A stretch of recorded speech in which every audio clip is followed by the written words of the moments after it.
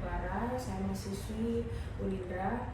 Sebelum menonton YouTube ini, saya akan menjelaskan tentang apa yang akan saya bawakan dalam konseling hari ini, yaitu teknik restrukturisasi kognitif, yang dimana artinya teknik ini memusatkan perhatian pada upaya memodifikasi atau mengubah pikiran klien dari negatif menjadi pikiran positif. Terima kasih, selamat menonton.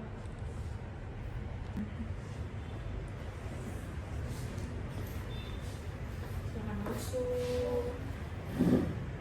Gimana kabarnya Mbak Rini? Alhamdulillah baik Bu. Alhamdulillah. Perkenalkan, nama saya Sonang Triklara. Saya konselor hari ini. Sebelumnya boleh tahu nama Mbak siapa? Nama saya Nindya Putri, biasa dipanggil Andin. Oke, baik Mbak Andin. Apakah Mbak Andin pernah melakukan konseling sebelumnya? Belum sih.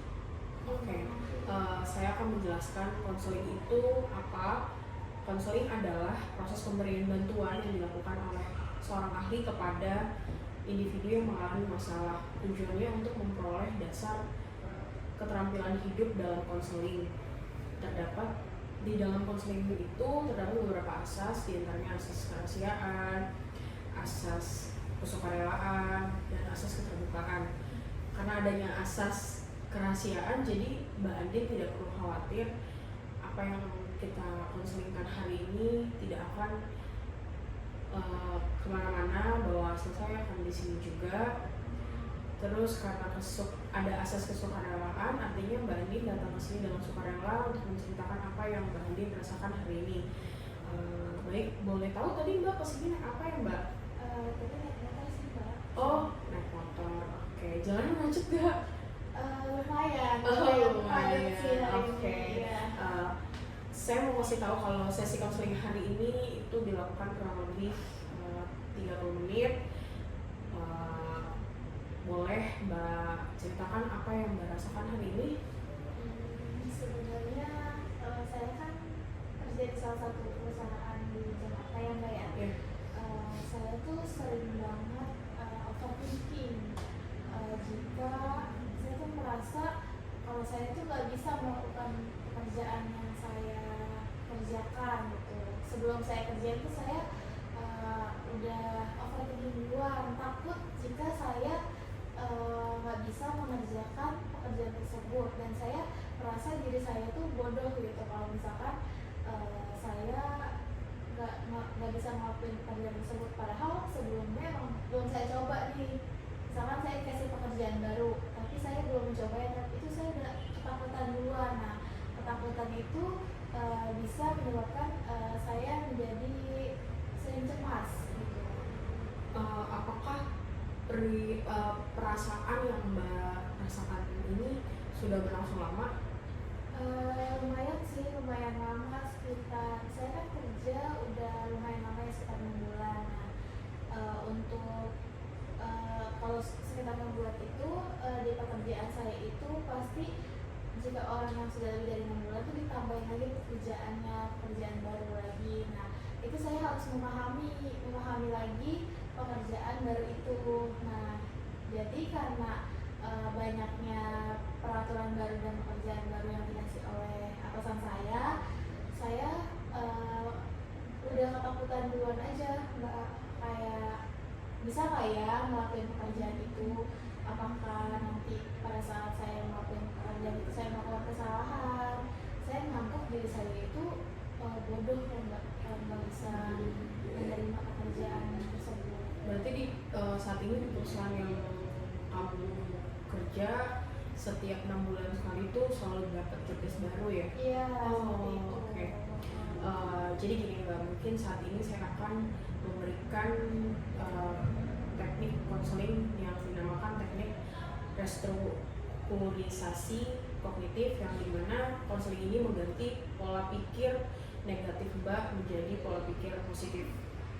Gitu Mbak. Jadi saya harus mengubah pola pikir yang sebelumnya saya merasa diri saya itu bodoh dan tidak bisa melakukan pekerjaan dengan job desk baru saya menjadi yang lebih positif. Betul. kita ya kalau Mbak tuh ngerasa Mbak tuh dianggap bodoh sama orang. Ada nggak sih kayak ngelihat atau mungkin merasakan yang mendengar kayak kamu tuh bodoh banget sih gitu? Ada nggak sih? Sebenarnya untuk omongan orang seperti itu sih belum ada yang banyak. Cuma karena pikiran saya yang terlalu kemana-mana, sudah ketakutan duluan, sudah cemas duluan. Nah itu yang menyebabkan saya seperti itu. Nah jadi sampai saya sulit tidur kalau misalkan saya lagi cemas dan overthinking dengan masalah kerjaan saya itu. Oke, baik. Pernah nggak sih kamu tuh mengganti pikiran kamu, misalkan saat yang tadi overthinking itu kayak sebenarnya nggak kayak gini loh, sebenarnya saya bisa lebih baik loh kalau misalnya ini gitu. Pernah nggak sih Mbak? Saya sih sudah pernah mencoba ya Mbak ya, dengan mengubah kayak sebenarnya seharusnya dengan saya melakukan terlebih dahulu saya jadi tahu dan bisa belajar jika saya memang melakukan kesalahan tersebut.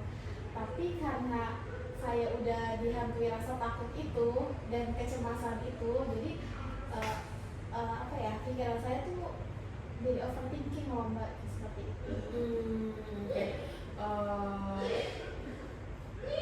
Pikiran itu pikiran yang selalu mengganggu kamu ya. Biasanya kamu pernah nggak sih kayak berkata sama diri kamu untuk dalam menghadapi kecemasan apapun itu, misalnya kayak bener gak sih, padahal aku mau mencoba nih, ada gak sih yang kayak di pikiran kamu untuk mengatakan, untuk relaksasi ke diri kamu sendiri untuk mengubah pikiran tersebut, ada gak sih? Sebenarnya sempat ada ya Mbak ya, cuma belum pernah saya coba sih Mbak. Dari pikiran yang saya pikirkan tersebut, saya belum terjun langsung untuk mencoba apa yang ada di pikiran saya tersebut, karena saya tuh melihat banyak orang aja tuh kadang udah gemeter ya Mbak ya. Jadi belum saya coba pun juga saya udah pikirannya kemana-mana gitu. Nah itu overthinking saya itu yang benar-benar sulit sih Mbak. Kalau saya lebih percaya diri lagi. Oke, saat ini coba saya untuk membantu pikiran kamu lebih baik lagi untuk menghadapi situasi di mana pikiran-pikiranmu yang sebenarnya tuh belum kamu coba tapi kamu udah selalu mengatakan kayak gitu. Mungkin nantinya kamu bisa bilang dalam pikiran kamu kegagalan adalah kesempatan bagi saya untuk belajar lagi, atau jika hari ini saya gagal mungkin besok adalah hari terbaik saya gitu. Jadi kamu bisa mengubah pikiran kamu sendiri untuk jadi lebih baik dan bisa, oh iya saya bisa loh ternyata gitu kan, karena perasaan-perasaan overthinking itu muncul ketika kamu tidak percaya diri dan akhirnya kamu jadi meremehkan kemampuan diri kamu sendiri. Sekarang perusahaan tidak mungkin memberikan kamu job desk lebih kalau perusahaan tidak percaya sama kemampuan kamu. Dan ternyata setelah masa probation kamu di 6 bulan perusahaan memberikan job desk baru, berarti perusahaan percaya sama kamu kalau kamu bisa gitu. Benar sih, mungkin saya nanti akan terapin yang Mbak bilang tadi ya, dengan saya mencoba mengubah pikiran negatif saya tadi menjadi pikiran yang lebih positif atau realistis mungkin. Nah itu gimana ya Mbak ya, selain saya mengubah pikiran, kalau misalkan saya lagi overthinking, lagi merasa cemas, gemeter, itu menurut Mbak saya harus ngelakuin apa ya? Kamu harus melakukan yang dimana kamu memberi waktu kepada diri kamu sendiri minimal banget tuh 10 menit, baru kamu atur cara pernapasan kamu. Misalkan udah 10 menit kan ada di mana masa seseorang ketika cemas dia benar-benar gemetar gitu kan. Jadi kamu benar-benar harus tenang, pikirin itu 10 menit kayak apa ya bisa melakukan gitu.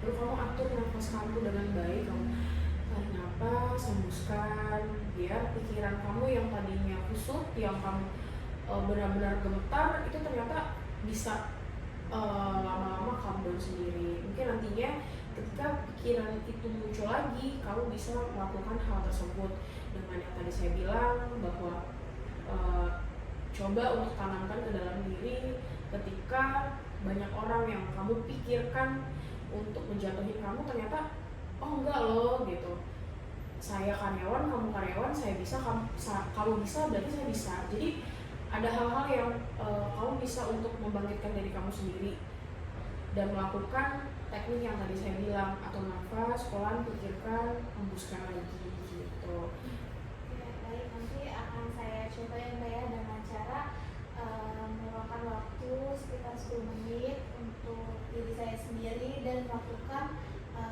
atur pernapasan seperti yang tadi Mbak bilang itu. Mungkin dengan cara itu saya akan lebih merasa lebih baik lagi dan bisa lebih mengurangi rasa kecemasan dan overthinking saya seperti itu kali ya. Iya betul, dengan cara tersebut yang tadi saya bilang itu bisa membuat kamu menjadi lebih baik, tidak lagi ada rasanya overthinking, terus tidak terjebak dalam situasi yang dimana kamu merasakan hal-hal yang tidak enak dalam diri, kamu bisa melakukan tersebut gitu.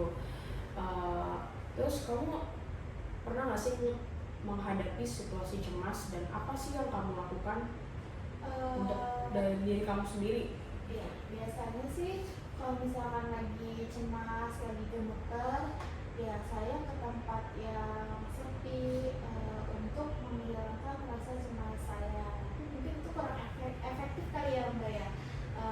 Mungkin karena saya belum tahu teknik apa yang harus saya lakukan ketika saya cemas, jadi ya itu yang saya lakukan, yang saya bisa hanya itu gitu. Jadi mungkin karena yang tadi Mbak bilang selain mengatur diri sendiri dengan berdiam diri selama sekitar 10 menit dan atur pernafasan, mungkin itu jauh lebih baik kali ya Mbak ya. Kalau saya lagi mengalami kecemasan, sebelumnya saya hanya paling ke tempat yang menurut saya sepi, seperti misalkan kalau di kantor saya ke toilet buat meredakan rasa cemas saya. Tapi selebihnya kadang muncul lagi sih Mbak perasaan apa ya, gelisah dan cemas itu, karena mungkin sebelumnya saya masih sulit kali ya buat mengatur diri saya sendiri. Makanya saya kesini buat minta saran dan solusi biar pikiran-pikiran negatif itu bisa menjadi lebih positif lah buat diri saya sendiri. Baik, saran saya nantinya ketika kamu merasakan apa yang tadi kamu ceritakan, coba untuk berpikir sebentar, tenang, kasih waktu kepada diri kamu sendiri, katakan hal-hal positif ke dalam diri kamu agar ketika kamu ingin melanjutkan pekerjaan tersebut, kamu punya ada motivasi bahwa oh ya saya bisa, dan atur nafas biar kamu lebih rileks gitu. Apakah sesi konseling ini sudah membuat diri kamu lebih nyaman? Sangat nyaman dan sangat cukup. Dengan adanya konseling ini saya merasa saya jauh lebih tenang, mungkin lebih baik lagi, dan saya mendapatkan apa ya, ilmu baru lah dengan tadi yang Mbak katakan, dengan cara berdiam diri selama 10 menit, dengan cara mengatur nafas, dengan cara memikirkan hal-hal yang lebih positif sebelum mungkin dengan dilakuin dulu nih, mau benar atau salah ya itu urusan belakangan, yang penting berani melakukan sesuatu itu gitu. Jadi pikirannya jangan udah negatif duluan tapi belum pernah dilakuin. Itu sih yang saya dapetin dari hasil konseling ini. Baik, jika Mbak sudah merasa lega dan memang nanti akan kembali melanjutkan sesi konseling berikutnya, Mbak bisa menghubungi saya kembali untuk mengatur jadwal. Dan terima kasih sudah hadir, terima kasih sudah menceritakan apa yang Mbak rasakan. Semoga setelah pulang dari sini Mbak bisa lebih tenang, lebih aman. Terima kasih. Terima kasih banyak ya Mbak ya. Iya. Saya pamit ya Mbak. Iya, hati-hati.